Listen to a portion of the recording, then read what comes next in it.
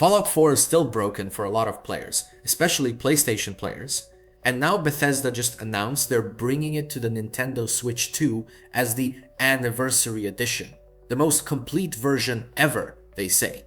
Ready to go February 24th. Let that sink in for a second. The most complete version ever.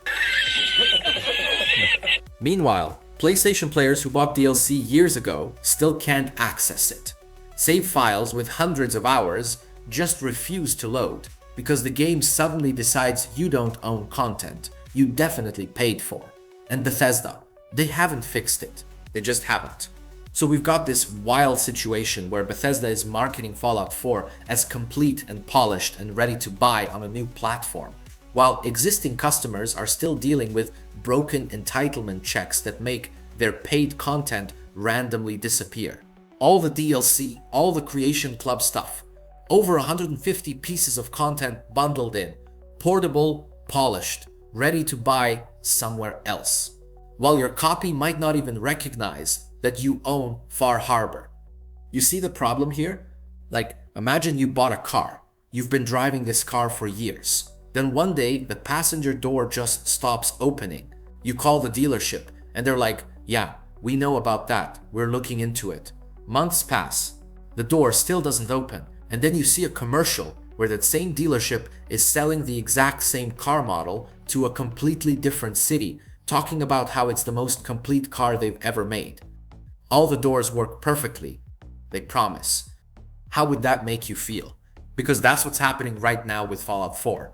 And the thing is, this isn't some rare edge case bug that affect 3 people who modded their game into oblivion. This is widespread. PS4 players, PS5 players, people with physical discs, people with digital copies, people who bought the Game of the Year edition, people who never touched a single mod. It doesn't matter. The game just randomly decides whether your DLC exists or not. Random. That's the word that makes this so much worse. Because if it was consistent, you could at least troubleshoot it, right? You could be like, okay, if I do X, then Y breaks. But no, 2 people with identical setups get completely different results. One person loads up Fallout 4 and everything's fine. Another person, same console, same edition, same everything, loads it up and Nuka World is just missing. That randomness destroys trust. Like every time you boot up the game, you're rolling the dice. Will my save work today? Will the DLC I paid $40 for still be there? It's like playing Russian roulette with your own game library. And you know what the really messed up part is? These aren't new players complaining. These are people who've been loyal to this game for years. Hell, even decades at this point. People who bought every expansion on day 1. People who built entire settlements, completed every quest, maxed out every perk tree, hundreds of hours invested. And now the game just occasionally decides, nah, you don't own this anymore. Can you imagine? You're 200 hours into a playthrough, and suddenly the game won't let you travel to Far Harbor because it thinks you don't own it. Even though you do, even though you bought it in 2016. Even though it worked fine yesterday. So when Bethesda announces the Switch 2 version and calls it the most complete version ever, yeah, existing players are gonna have feelings about that. Now look, I get it. New platforms are good for business. Bringing Fallout 4 to Switch 2 makes sense from a commercial standpoint. It's a huge open world RPG that you can play on the go. That's genuinely cool. More people getting to experience the game is objectively a good thing. I'm not saying ports are bad, but come on. Read the room. You've got players who've been dealing with broken entitlement checks for months, posting on forums, submitting bug reports, basically begging for a fix, and the response has been silence. And then suddenly there's this big announcement about how amazing and complete the Switch version is gonna be. Like, do you not see how that looks? It's not about whether the port team is the same as the maintenance team. I know development pipelines are complicated. I know different teams work on different things. But from a player perspective, all of that is invisible. What they see is resources going into expanding to new platforms while existing problems go unfixed. And perception matters, optics matter, because making a game work on new hardware isn't trivial. It requires engineering hours, testing, optimization, QA, certification, marketing coordination. That's real work, real time, real money. And when players see that happening while their DLC access is still broken, they're gonna wonder why fixing their problems apparently isn't worth the same investment. And here's the thing, fixing the PlayStation issues would require real work too. This isn't a simple patch. The entitlement verification system is deeply embedded in how the game functions. It would take dedicated engineering time, extensive testing across every possible purchase configuration, coordination with Sony, maybe even back-end infrastructure changes.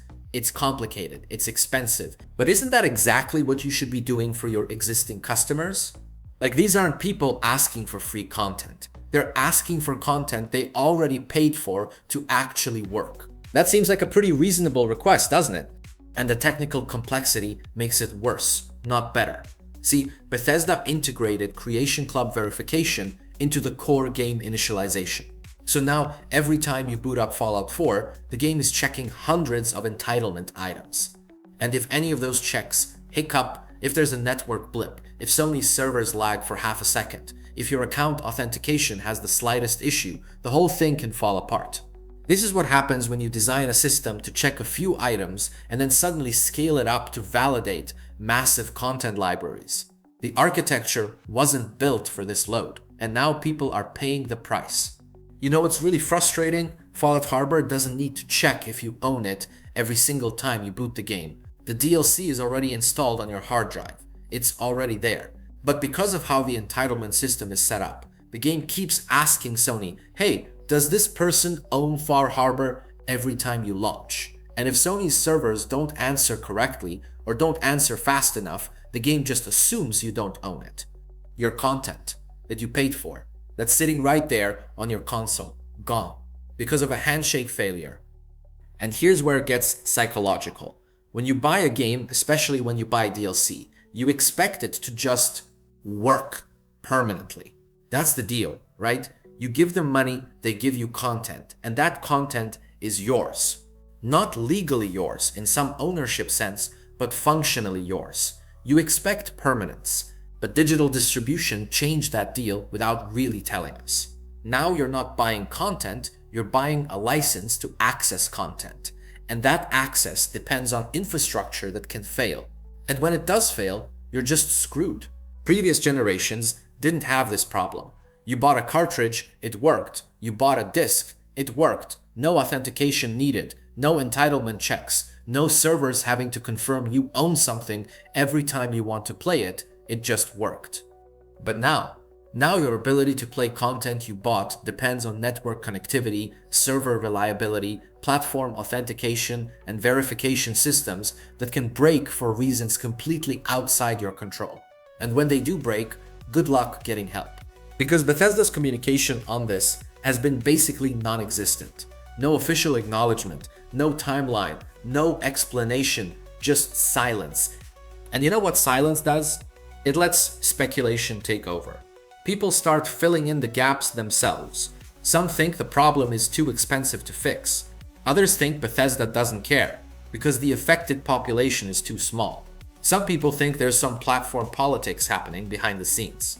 Maybe it's licensing issues. Maybe it's technical limitations. Maybe it's just not a priority. Nobody knows because Bethesda won't say. And that silence makes everything worse. Because when you don't communicate, people assume the worst. And once those assumptions take root in the community, they become really hard to change. Way harder than if you'd just been upfront from the beginning.